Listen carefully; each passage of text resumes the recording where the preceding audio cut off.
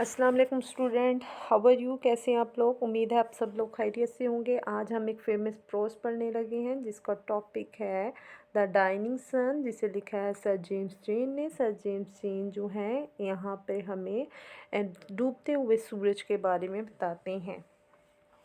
हमने इस चैप्टर के अंदर प्रीवियस लेक्चर्स के अंदर स्टूडेंट हमने जाना था कि हमें जो है राइटर्स जो हैं वो स्टार्स के साइज़ के बारे में और उनकी जर्नी के बारे में और टम्परेचर के बारे में बताते हैं, और फिर प्लैनेट्स के बारे में बताते हैं कि एक प्लैनेट्स जो है दूसरे प्लैनेट्स से किस तरह डिफरेंट है, और उनके टम्परेचर, ये तीन चीज़ें, तीन पॉइंट्स आपने माइंड में रखने हैं।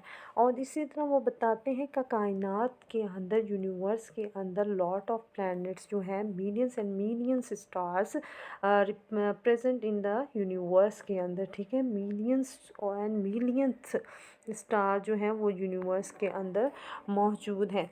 तो हर स्टार्स जो है, एक स्टार दूसरे स्टार से बहुत डिफरेंट है। क्योंकि हर जो स्टार का साइज़ है, जो कुछ तो बहुत ज़्यादा लार्ज हैं, बहुत बड़े हैं, और कुछ बहुत ज़्यादा छोटे हैं।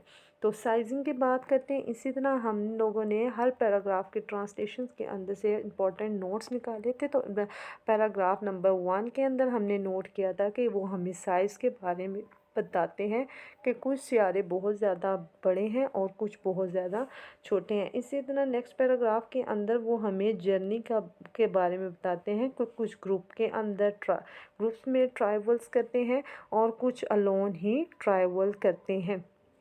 ठीक है, और इसी तरह नेक्स्ट पैराग्राफ के अंदर जो वो हमें ड्यूरिंग जर्नी के अंदर जो है सफ़र करते हुए, ट्रैवल करते हुए एक सितारा जो है वो दूसरे सितारे के करीब आता है। ठीक है, और ऐसा कभी कभार होता है, यानी अक्सर ऐसा नहीं होता। और उस ट्रैवलिंग से क्या होता है कि जो है एक स्टार जो है वो दूसरे स्टार के करीब जब आता है तो वो उसकी सरफेस के ऊपर जो है कुछ वेव्स पैदा करता है, कुछ लहरें पैदा करता है। उससे क्या होता है कि पहाड़ बनते हैं। कैसे बनते हैं बेटा पहाड़?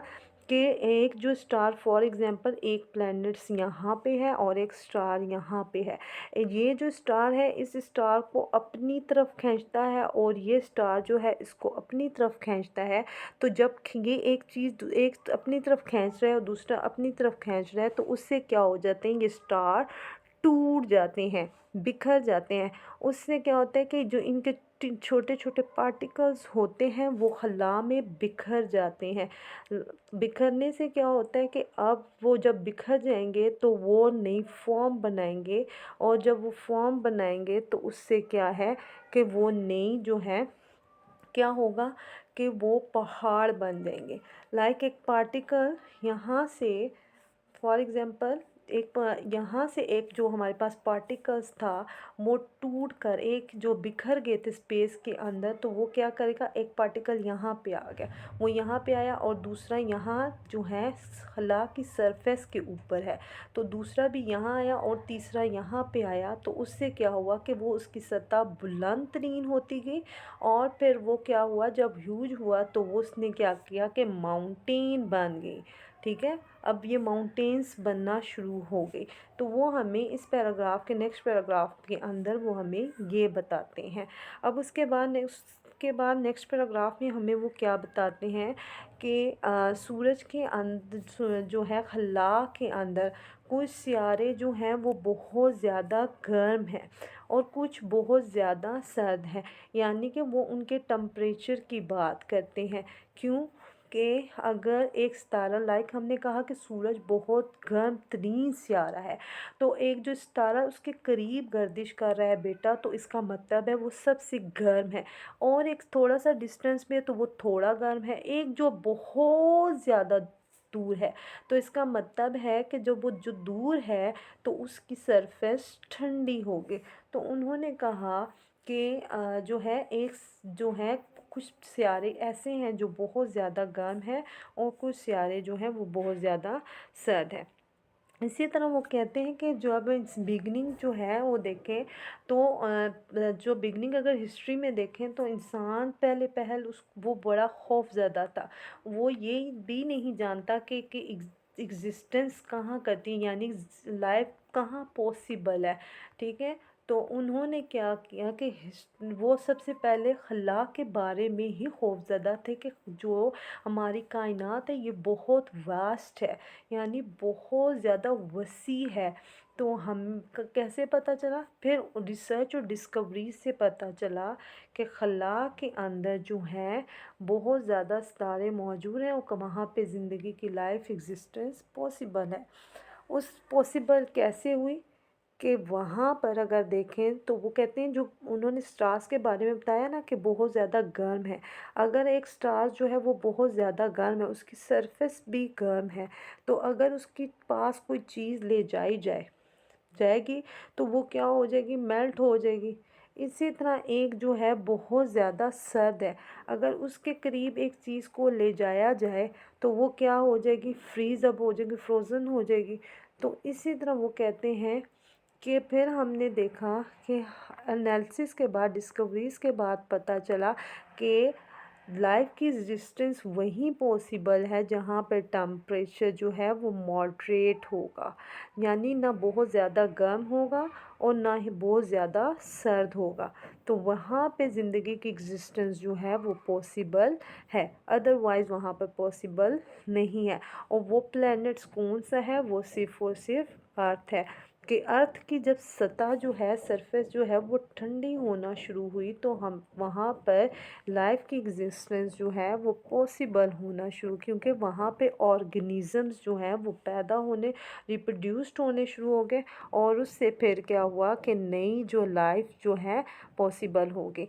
अब यहाँ पे स्टूडेंट हम ये वर्ड्स को देख लेते हैं और उनको एक दफ़ा एक्सप्लेन कर लेते हैं। तो यहाँ पे एक वर्ड हमारे पास सबसे वर्ड नंबर 1 है, इसका मीनिंग है पैक। पैक का मतलब होता है बंद करना। उसके बाद जो सेकेंड वर्ड है स्पेयर। स्पेयर का मतलब होता है बच जाना। ठीक है, बच जाना या कम, बाकी रह जाना, कम। ठीक है, तो अब यहाँ पे do without, let another have. ठीक है, इसी तरह नेक्स्ट वर्ड्स का मीनिंग हम देखें तो नेक्स्ट वर्ड, ठीक है, और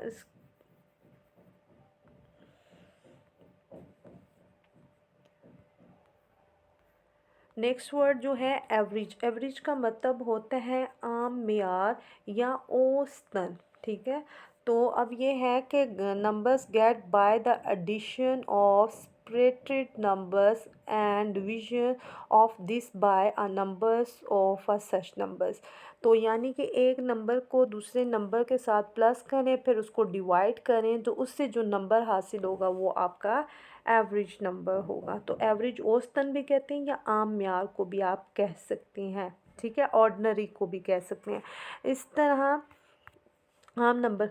रायर का मतलब है, ठीक है, रायर का मतलब है गैर मामूली या आम। ठीक है, ऑर्डिनरी कह सकते हैं। ठीक है, ऑर्डिनरी।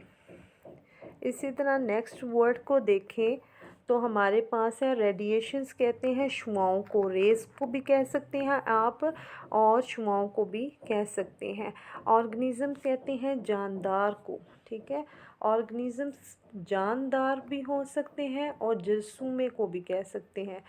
और लिविंग थिंग्स, ठीक है, living body have part depend upon an one another.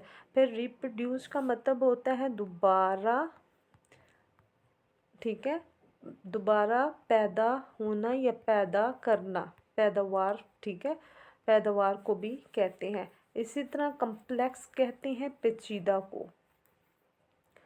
Complex कहते हैं पेचीदा को, डिफ़िकल्ट यानी कि। और इसी तरह प्लानिटरी कहते हैं सियारों को, सियारों का यानी कि सिस्टम्स को कहते हैं। इसी तरह स्पेस कहते हैं खला को और कैलकुलेशन कहते हैं अदादो शुमार को। और मिल्की वे कहते हैं कहकशां को। ठीक है, कहकशां, आपने कहकशाओं के बारे में तो पढ़ा होगा, कहकशां को कहते हैं। इसी तरह स्टूडेंट आई होप स्टूडेंट आपने अंडरस्टैंड कर लिया होगा